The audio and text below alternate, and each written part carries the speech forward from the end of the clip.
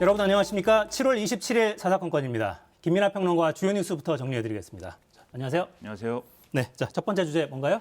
내부 총질과 양도 구역입니다. 네, 이 메시지 아주 뜨거웠어요. 그렇죠. 윤석열 대통령하고 권성동 국민의힘 지금 대표 직무대행 겸 원내대표가 주고받은 휴대전화의 메시지가 공개가 돼서 상당히 큰 파장이 또 일어나고 있습니다. 네, 자, 어제 오후에 사진 촬영되면서 이게 공개됐는데, 자, 한번 보면서 이야기를 하죠. 그러니까 이 메시지가 이 경제 분야 대정부 질문이 한창이던 국회 본회의장에서 이제 오전 11시 40분쯤에 권성동 원내대표하고 윤석열 대통령 간의 이제 메신저 대화를 이제 나누는 그런 장면이 언론사의 사진 기자를 통해서 이제 이렇게 확보가 된 겁니다. 그래서 내용을 보시면은 윤석열 대통령이 우리 당도 잘하네요. 계속 이렇게 해야 된다. 이런 얘기를 하면서 내부 총질이나 하던 당대표가 바뀌니 달라졌습니다. 이렇게 평가를 하고 여기에 대해서 권성동 원내대표는 대통령님의 뜻을 잘 받들어 당정이 하나가 되는 모습을 보이겠습니다. 이렇게 반응을 한 것이죠. 그리고 밑에 보면 이제 이모티콘도 있는데 네. 이것은 뭐 체리라는 캐릭터의 이모티콘이라고 하는데 누르면 이제 움직입니다. 근데 이렇게 엄지손가락을 치켜 세우는 이러한 이제 액션을 하는 그런 이모티콘이어서 윤석열 대통령이 이러한 답변에 상당히 만족을 했구나 이런 걸 알 수 있는 그런 내용인데 결국 이제 쟁점이 되는 거는 이준석 대표가 징계가 됐을 때 윤석열 대통령이 안타깝다라고 얘기를 하면서도 이런 일련의 당내 갈등에 대해서 당무에는 개입하지 않는다라고 얘기를 했는데 이 메시지로 밀어보면은 뭐 그렇지 않은 거 아니냐 뭐 이런 지적도 있을 수가 있기 때문에 그런 게 이제 좀 논란이 되고 있는 것이죠. 그러다 보니까 권성동 원내대표는 어제도 사과를 했고 오늘도 이제 사과를 했습니다. 어제 사과는 이 문자가 공개된 거에 대해서 자신의 부주의였다라고 하는 사과를 했고 이게 윤석열 대통령이 본인이 이준석 대표를 뭐 내부 총질하는 뭐 당대표였다 이렇게 평가했다기보다는 세간에 그러한 말도 있는데 그러한 말을 차용하여서 이렇게 좀 덕담을 하는 과정에서 가볍게 얘기한 것이다라고 이제 해명을 했었고요.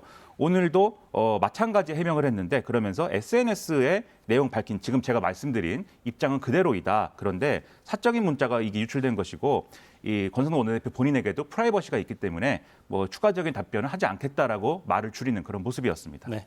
자, 이준석 대표 어제 이 사진이 공개된 다음에는 일단 침묵 모드였는데 오늘 반응을 내놨어요? 그렇습니다. 지금 이제 울릉도에 이제 체류를 하면서 지지자들을 만나고 뭐 이런 일정을 수행을 했는데 보시다시피 좀 감상적인 그러한 글을 남겼습니다. 그래서 그 섬에서는 카메라 사라지면 눈 동그랗게 뜨고 윽박 지르고 카메라 들어오면 반달 눈웃음으로 악수하러 온다라고 하면서 이제 이게 양두구역의 모습이다라는 취지의 얘기를 쓴 건데 여기서 여의도라는 얘기죠. 그렇죠. 그 섬은 아마 여기 이제 여의도를 얘기하는 걸 테고 이 섬은 모든 것이 보이는 대로 솔직해서 좋다. 이것은 이제 울릉도를 얘기를 하는 것이죠. 그래서 이제 여의도 정치에 대한 어떤 뭐랄까 염증이나 이런 것들을 표현을 한 것인데 아마도 그러면 윤석열 대통령의 이 메시지에 대해서는 불만을 드러낸 것이 아니냐라는 해석이 가능하고 그리고 여기에 대해서 일부 언론에서 이준석 대표를 취재를 했고 또 대통령실에서 이제 오해가 없었으면 좋겠다라는 이제 메시지를 낸 거에 대해서도 일부 반응을 했는데 자신은 오해하고 있는 바는 없다. 그대로 받아들이고 있다라고 얘기를 해서 불만을 우회적으로 제기를 하고 있습니다. 네. 자, 대통령실에서도 첫 반응이 나왔는데 홍보수석이 입장을 내놨어요. 그렇습니다. 사적 대화 노출돼서 일부 오해를 일으킨 점에 대해서 유감스럽다라고 홍보수석이 얘기를 했는데 앞서 이제 이준석 대표 반응 말씀을 드렸지 않습니까? 오해한 거 없다라고 얘기를 하고 있고요. 그리고 이제 이 문자 메시지를 지나치게 확대 해석하거나 정치적 이유를 과도하게 부여하는 것은 바람직하지 않다라고 얘기를 했습니다.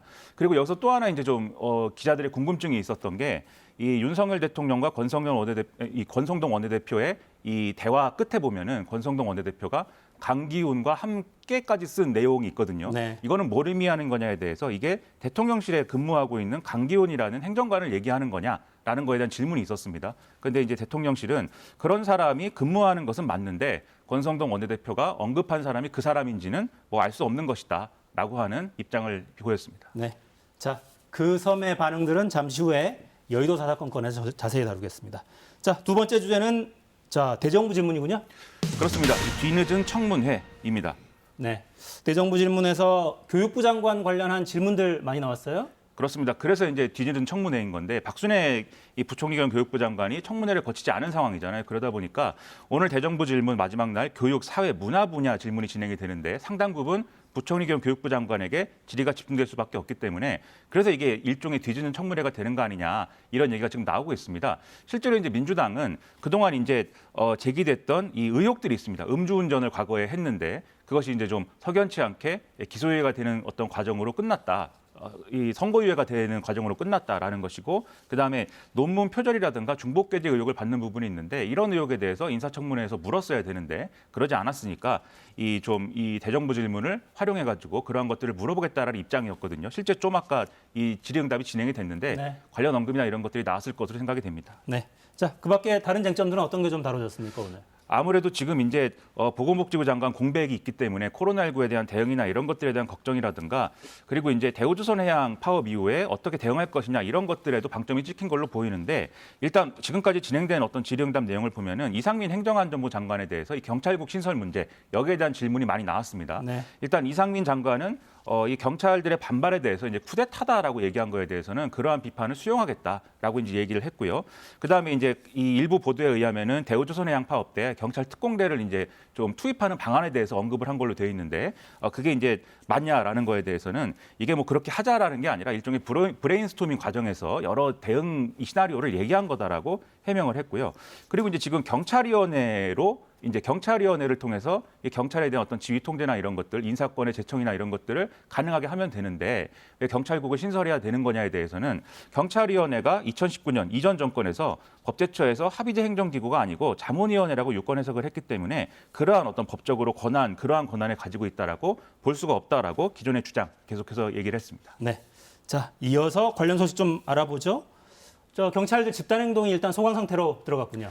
그렇습니다. 국회 믿는다, 자진 철회라는 이런 키워드인 것인데, 네. 말씀하신 대로 이번 주말에 예고됐던 14만 명의 전체 경찰이 모이기로 했다라는 회의는 공식적으로 취소가 된 그런 상황입니다. 네. 하지만 그럼에도 불구하고 여전히 불씨는 남아있는 상황이죠. 회의 개최 주도했던 김성종 경감 어떤 입장 내놓은 겁니까? 지금 이제 애초에 좀 이 14만 전체 경찰 회의로 확대해서 이제 좀 회의를 하자라는 입장이었는데, 보시다시피 전체 경찰이 이렇게 좀 모여가지고 어떤 이 집단적인 목소리를 내는 것은 화풀이는 될 수 있지 모르겠지만 경찰 전체가 사회적 비난의 대상이 될 수 있다라고 네. 얘기를 하고 있습니다. 아무래도 국민들 입장에서는 경찰들이 의견 표명을 이런 식으로 집단적으로 뭐 14만 명까지는 모이지 않겠지만 다수의 경찰이 모이는 거에 대해서는 치안 공백이라든가 이런 거 우려할 수 있기 때문에 그러한 불안을 추가적으로 좀 만들어내는 것은 바람직하지 않다라는 생각을 했다고 보이고요. 그리고 경찰 내부에서도 애초에 이제 이 총경 회의를 좀 주장했던 유사명 이 총경의 경우에도 네. 이렇게까지 하는 거 좀 자제하자라는 목소리도 있었기 때문에 그런 목소리가 반영됐다고 볼 수가 있고요. 마지막에 보면은 국회가 입법적으로 시정해 줄 것을 기대한다라고 이제 표현을 해놨는데, 이게 시행령이 이 상위법하고 충돌하는 경우에는 국회가 일부 이제 여기에 대해서 바로잡아야 된다는 의견을 낼 수가 있는 그런 조항이 있고, 나아가서는 민주당은 아예 그러면 이걸 국회가 시정할 수 있는 방향으로 국회법을 개정을 하자까지 얘기를 하고 있기 때문에 이런 내용들, 그리고 그다음에 이제 이 경찰위원회의 권한이나 이런 것들을 실질적으로 강화하는 어떤 입법의 작업들, 이런 것들을 기대한다라는 메시지로 해석이 되고 있습니다. 네. 전체 회의 제안자는 일단 제안을 철회했습니다만 일부 이견도 있어요. 진행해야 된다는 이견도 있어서 어떻게 흘러갈지는 조금 더 지켜봐야 됩니다. 자, 마지막 주제 살펴보죠. 경제 성장률 또 낮췄다입니다. 네, 성장률 전망치가 또 내려갔습니다.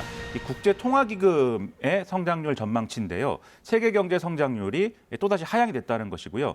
이 중에 이제 우리나라의 경우에는 2.3%, 하향폭이 0.2%포인트였다라는 겁니다. 네, 자, 지금 표를 보여드리고 있는데 세계 경제 성장률 전망치를 3.2%에서 2.9%로 3.2%로 내린 거군요. 0.4%포인트를.